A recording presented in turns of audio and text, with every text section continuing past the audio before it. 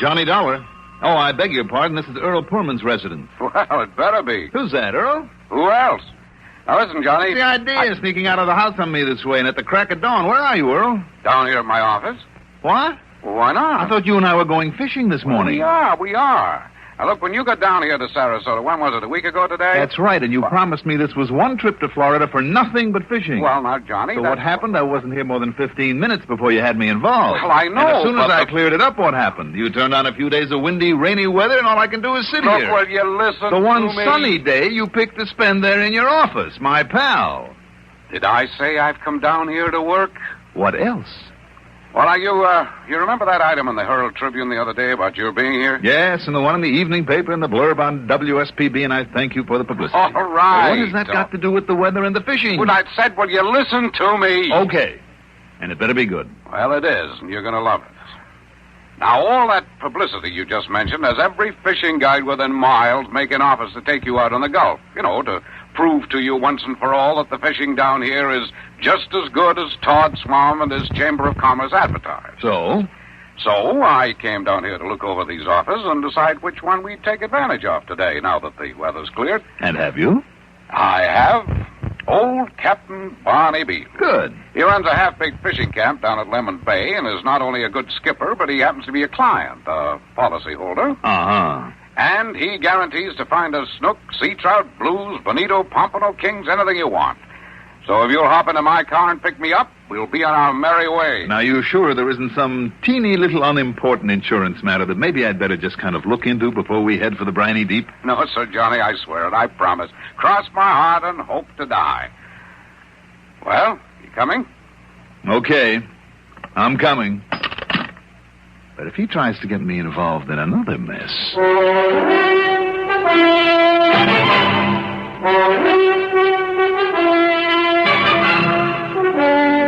The CBS Radio Network brings you Mandel Kramer in the exciting adventures of the man with the action-packed expense account, America's fabulous freelance insurance investigator. Yours truly, Johnny Dollar.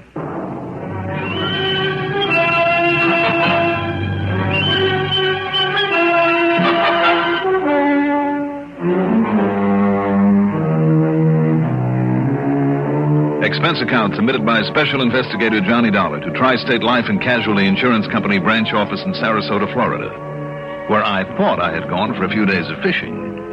But following is an account of expenses incurred during my investigation of the Guide to Murder matter. Expense account item 1. Well, after all, as long as I was on expense account, why not be nice about it? So item 1 is $4.38 to fill up the gas tank on Earl Pullman's fancy air-conditioned car. 5 minutes later, I walked in on him at the office. All right. Come on, Johnny. Help me up in my crutch, and we'll go fishing. I'm with you. Captain Barney Beale down there at Lemon Bay was quite a character. About 65, I'd say. Tall, lean, and wiry, and his skin tanned to the color of cordovan. His deep-set eyes were that peculiar bluish gray that made you wonder if they were looking right on through you, and sharp enough to spot a seagull diving after bait a half a mile away. His boat, the Barney B, looked as well-weathered as he did, and the faded lettering across the stern showed the old craft had come from Gloucester, Mass., which helped to account for his speech. Instead of a southern drawl, it was pure New England. Yeah, born in New Hampshire, Mr. Dollar. But I learned my sea fishing down off the Cape. Cape Cod, Captain? Yes, sir. Off the George's Bank and the Nantucket Shoals. Develops a kind of instinct in a man, it does. Well, I hope that instinct's working today. Hasn't failed me yet. Not in all the 7 years I've been a guiding down here to this country.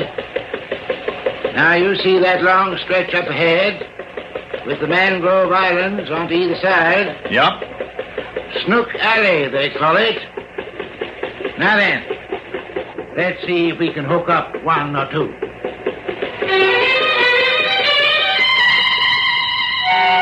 One or two, we took no less than 7 fighting snook out of that spot, and all of them over 10 pounds. Then out in the Gulf, there were pompano and jacks and kings and just about everything else you can think of. By mid-afternoon, I was completely and happily exhausted from hauling him in. Earl, meantime, had laid himself across a thwart and slept. So we went on back to the dock, selected a couple of nice pompano to take home, then trudged wearily over to where I'd parked Earl's car. That's a mighty pretty car you got there, Mr. Foreman. Yeah, well, a lot of good it's doing me these days with this busted ankle. Having to depend on Johnny here, the speed demon, to get me around. A lot more fancy than my old Maxwell it is. Did you say Maxwell? Yep. Drove it all the way down here from New Hampshire, I did. 1922 Maxwell. And it's still running? Yep. Had it up to Venice after groceries just a week ago, last Saturday. You'd like to see it? I sure would. Earl, would you mind waiting? No, go ahead, Johnny. Right over here in the garage, Mr. Dollar. 1922, huh? Yep. And the finest car I ever owned. Come to think of it, the only one. Real cheap to run, too. That's why I keep it. Now then, here we are. Here now. Well, sir, there's it. My, oh my, Mr. Dollar. Who is he? What's happened to him? The he that Captain Barney spoke of was slumped there in the front seat of the ancient Maxwell, his face against the wheel and turned in our direction. The face was gray, a mask of death.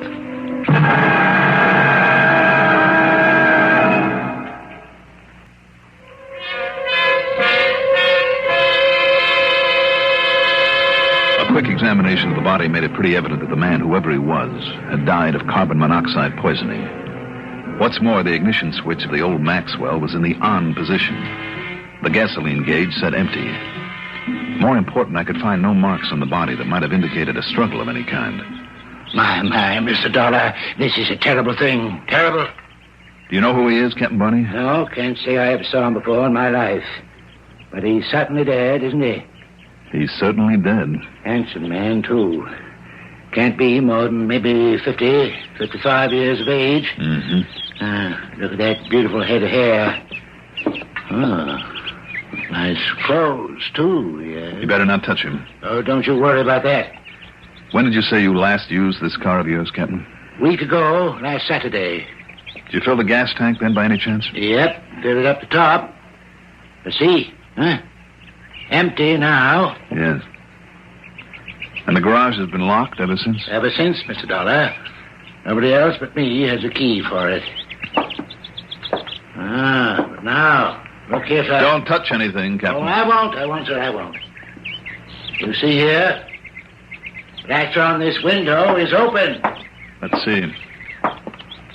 Yeah. Mm-hmm. To these spider webs all over it, though. So this must be the way that he got in to do this to himself. I know that I should have always kept the keys in this car. Captain, do you have any idea who the coroner is for this neck of the woods? Yep. Old Dr. Hill lives over to this side of Cape Martin. Then you better call him. Have him get over here right away. Yes, sir. Do that right away. And ask Mr. Poorman to come in and have a look. Yeah, I'm right here, Johnny. Earl?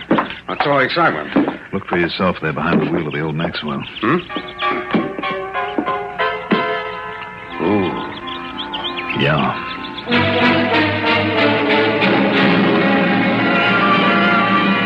How long has it been dead? Well, sir, Mr. Dollar, I'd say about a day. I see. Or maybe 2. Oh? Or maybe even 3. So for the sake of the record, I'll say it's been 2 days. Yes, sir. And the cause? Well, exactly what you said, Mr. Dollar. Carbon monoxide poisoning. No question of it, sir. That's what it is. That's what I'll put on the certificate. Any idea about who he might be, Doctor? No, and I'll tell you this, sir. There's no patient of mine would ever commit suicide this way. You're sure it's suicide? Well, of course it is. You don't see any marks on the body to indicate otherwise, do you? No. Of course you don't. But I assume you'll do an autopsy anyway, won't you? Autopsy? No, sir. No need for it. No need for it at all. No. I'll be on my way. Oh, just 1 minute, Doctor. Now, you just stop worrying about it, Mr. Dollar. I'll have the boys come along over here and pick him up and take him to the morgue at Cape Martin, where I keep my office, and anybody wants to claim him, all well and good. Well, just the same, sir. If nobody claims him, why, they'll see that he gets a decent burial in the potter's field.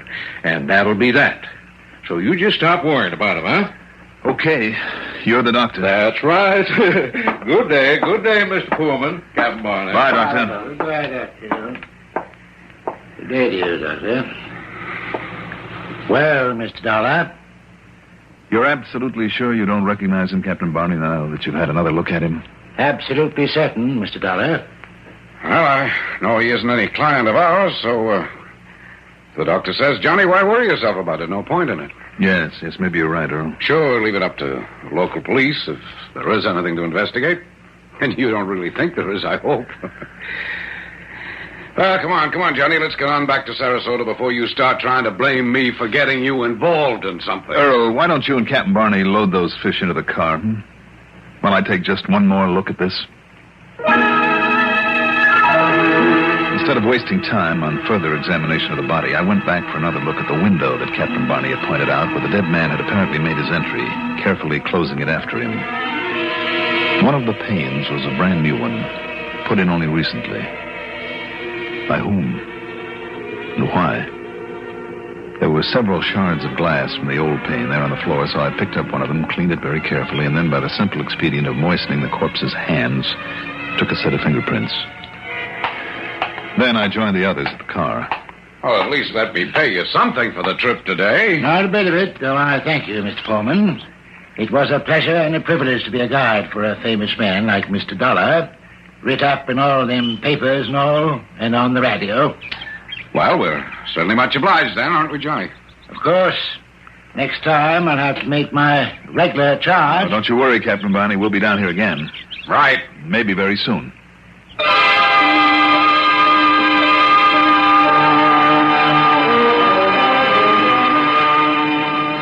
Well, it's a fine way to end a pleasant day. But I told you I'd get you some good fishing, Johnny. And if you meant that about coming down here again, I'm all for it. Of course, that means you'll have to stick around a bit longer than you may have planned, because tomorrow I thought we might take my boat out and maybe just... Johnny? You listening? Oh, of course, Earl. See Captain Barney again, you said. Oh, well, that's almost what I said. Look, what's bothering you anyway? You mean maybe the kind of casual way that he took the finding of that body in his own garage? Among other things. Hey, wait a minute. We better go back there again. We forgot to look and see if there was a wallet or any papers or anything to identify. No, the doctor and I both looked very carefully. There was nothing. Well, I suppose a suicide wouldn't want anybody to know who he was. That's wrong, Earl. Most suicides practically advertise their identities, and almost all of them leave a note of some kind. But if you're thinking in terms of murder, Johnny... Are you? I'm not sure yet. But you said yourself there were no marks on the body or anything like that. I know. None that showed. If only that old Dr. Hill would make an autopsy after I find out who that body belongs to. Oh, now, look, Johnny, what's the point of it? And you're supposed to be down here on vacation, and you're supposed to... What? What's the matter? What the devil is that you have in your pocket? Oh, careful, Earl. It's a little piece of window glass I picked up on the floor of the garage. A little piece of what? Who knows? Maybe it'll give us the key to a murder.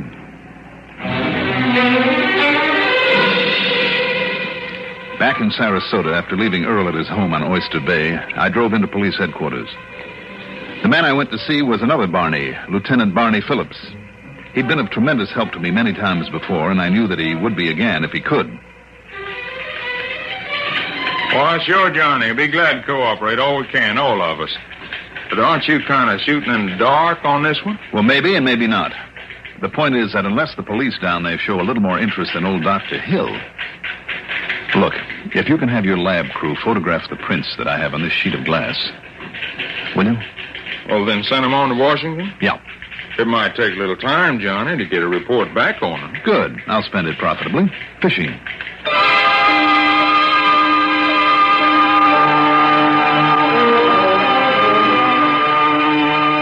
It was 2 days later that Lieutenant Phillips called and asked me to drop in on him again. Yes, sir, your suicide had a record all right, Johnny. His name was Maury Spencer.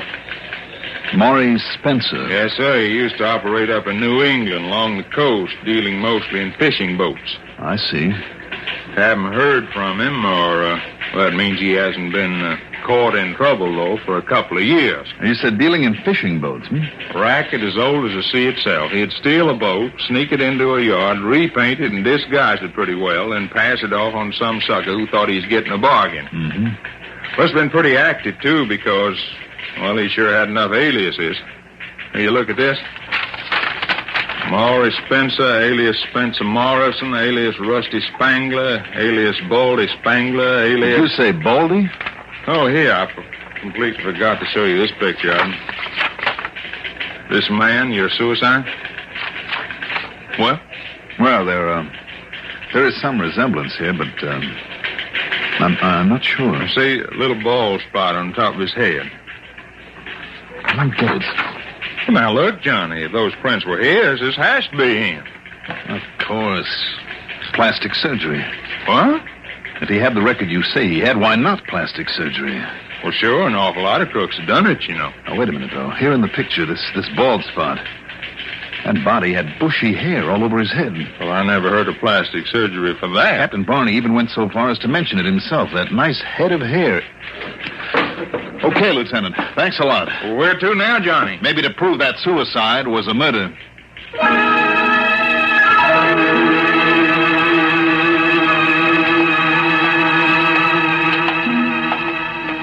Oh, yes, sure. You can look at him again, but not much point in it any more than there is in the autopsy you suggested. Yeah, right in here. Hope you don't mind the cold in this place. Where's the light switch? Right here, sir. Mm-hmm. No, sir, an autopsy would be just a waste of time. Would it?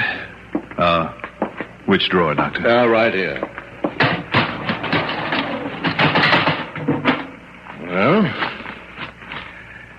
Well, let's see now. Hey, there's no point in you trying to pull the hair off his head.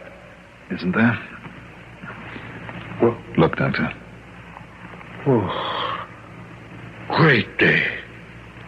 This man had himself a top piece. That's right. A small toupee, just big enough to cover that little bald spot. But it's such a good one. Do you see what's under it, Doctor? Well, that's a hole. That's a wound there in the skull, like from an ice pick or something. Or maybe from the point of a gaff. A gaff hook of the sort of big game fishermen would use. It could be. Or a fishing guide. And it wouldn't necessarily have killed him instantly, would it? In that particular spot? Well, no, sir, unless it was deeper than this seems to be. But it certainly would have rendered him unconscious. Yes.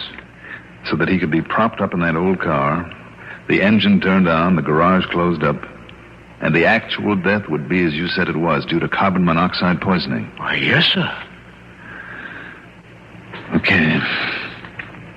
How would you like to round up a couple of the boys on your police force and have them follow us? Yes, sir. Us, Mr. Don? Earl Poorman's with me, waiting outside in the car. But follow you to where, sir? Well, I thought we might take a little run down to Lemon Bay again to see Captain Barney.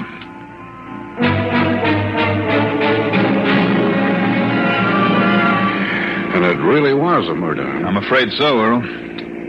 So help me, though, Johnny, I never can figure what makes you suspicious in some of these cases. Well, there are half a dozen things, Earl. Captain Barney himself, for instance. Oh, how do you mean? The old shack he lives in. Falling apart at the seams. Broken windows filled up with cardboard, and it probably hasn't been painted since he moved in. Yes? Even his old wreck of a boat, in spite of the fact he depends on it for a living, held together with baling wire. And his car, that old Maxwell. Do you see what I'm getting at, Earl? No, but go on. He doesn't spend a cent that he doesn't absolutely have to.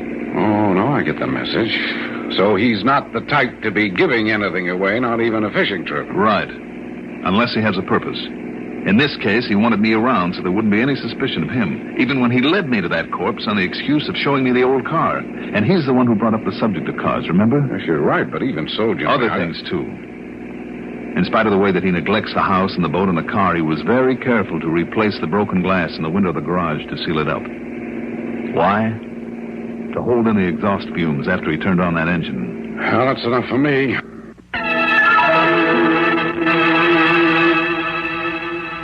I suppose I should have known I couldn't fool a smart young fellow like you, Mr. Dollar. I don't think you really could have fooled anybody for long, Captain Barney. No, maybe not. Count of, I guess I didn't reckon on my conscience. And oh, dear, how it's been torturing me. Yes, I kind of thought it would be. Seemed like such a smart idea, having you around when I made out that I discovered his body. Such a good way to keep anybody from thinking that I could have done it. I guess I just forgot that I would always know. Why did you kill him, Captain? Felt I had to, Mr. Dollar. When I thought of all the people he hurt, when I knowed him down east, that is, up to New England, all the fine old fishing men he rooked and cheated, and then sweet-talked his way out of it, time after time. Then, when he come down here, as bold and brazen as he ever was, when he showed the nerve to suggest that I helped him in his filthy work. Well, don't you see, Mr. Dollar, somebody had to stop him. Somebody had to keep him from hurting all the nice, fine people that I've gotten to know hereabouts. Well, I guess I done the wrong thing, didn't I? Yes, Captain Barney, I'm afraid you did. Like everybody who tries to take the law into his own hands. The police will be here in a few minutes. Shall we go out and meet them? Yeah. Guess we'd better.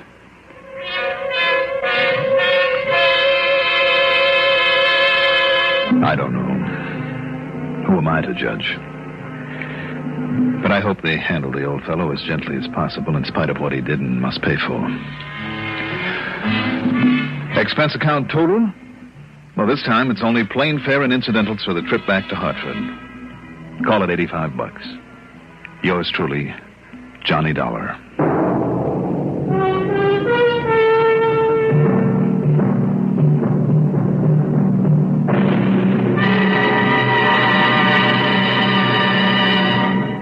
Now, here is our star to tell you about next week's story. Next week, a city held at bay by a single man with a time bomb. Join us, won't you? Yours truly, Johnny Dollar. Yours truly, Johnny Dollar, is written by Jack Johnstone, produced and directed by Bruno Zerato Jr., music supervision by Ethel Huber. Johnny Dollar is played by Mandel Kramer. Also featured in our cast were Ivor Francis as Captain Barney Beale, Ian Martin as Earl Poorman, Lawson Zerby as Dr. Hill, and Jim Bowles as the police lieutenant. Be sure to join us next week, same time, same station, for another exciting story of Yours truly, Johnny Dollar. Art Hanna speaking.